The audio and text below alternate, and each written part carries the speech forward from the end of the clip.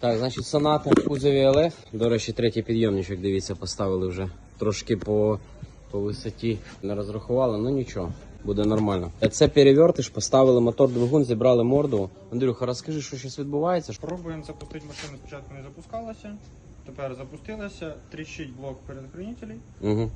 І немає з лаунчем зв'язі двигателя, коробки, не показує передач. Угу. Будемо це все вирішувати. Які розуміння, що будемо робити? Перевіряти на справність нові. Блок керування двигуном будемо перевіряти, так? Да? Добре.